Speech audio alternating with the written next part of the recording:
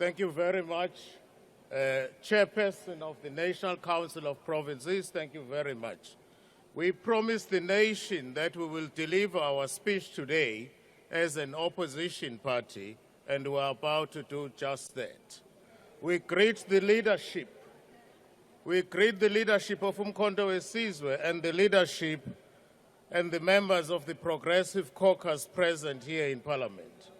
In all honesty, there is no need to dignify. In all honesty, there is no need to dignify the false and empty promises of President of the so-called Government of National Unity, because throughout his presidency, he has made many commitments and promises which were never fulfilled and will never be fulfilled. Allow us to greet and pay homage to the President of Umkhonto weSizwe, our Commander General, President Jacob Zuma. During his tenure as President, Honorable Hlophe, can you please take your seat? Honorable Member. Honorable Chair, can you please take in charge of the House? Can you be on your feet? The Speaker is been drowning here. Honorable Member, can you be on your feet? And on what point of order are you raising on? On what rule are you raising on? Chair, the Speaker has been drowned, please. Please take your seat, Honorable Member.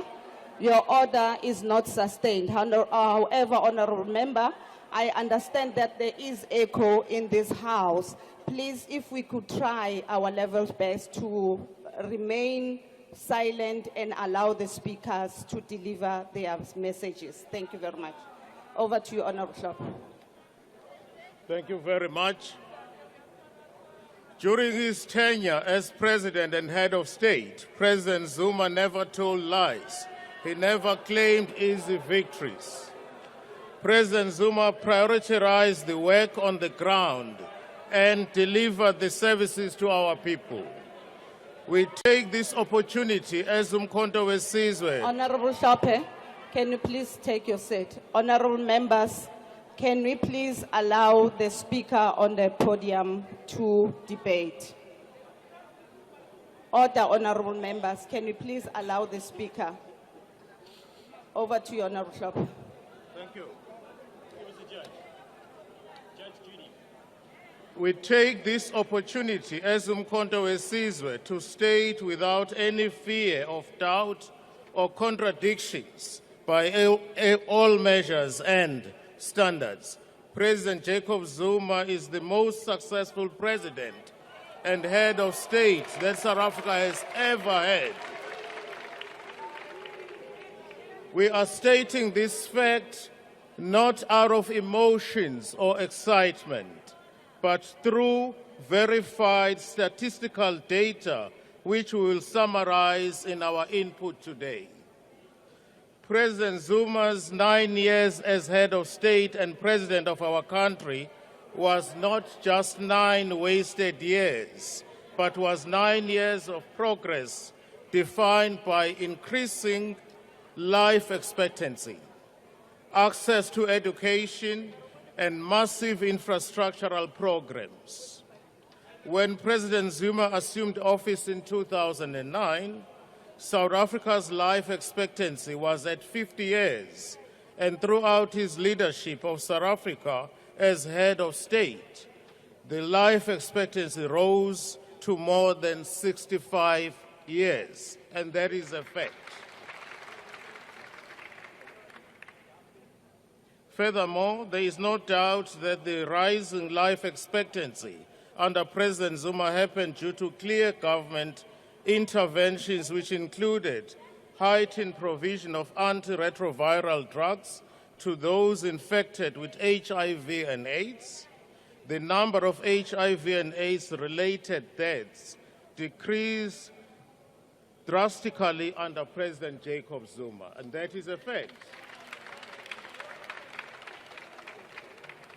President Jacob Zuma invested in education and is the only president since 1994 to build new universities in provinces that never had universities before.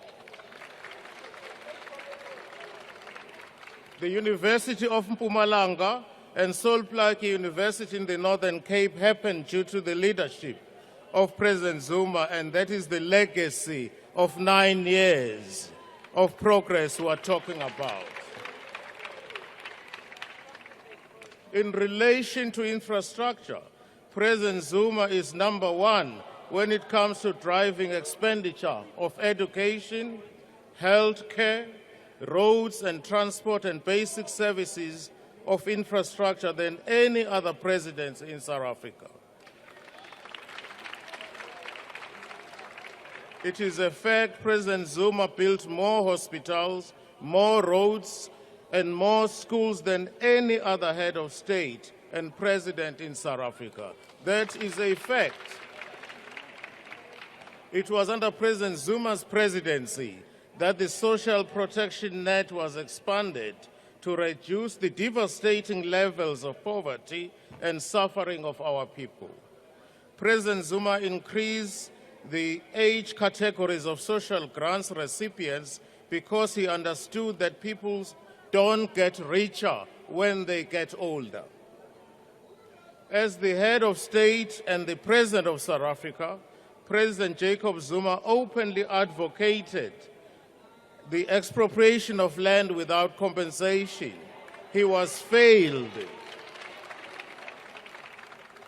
President Zuma, was failed by a reactionary and collaborationist parliamentary caucus, which frustrated a solid and sound agreement amongst progressive parties to amend Section 25 of the Constitution.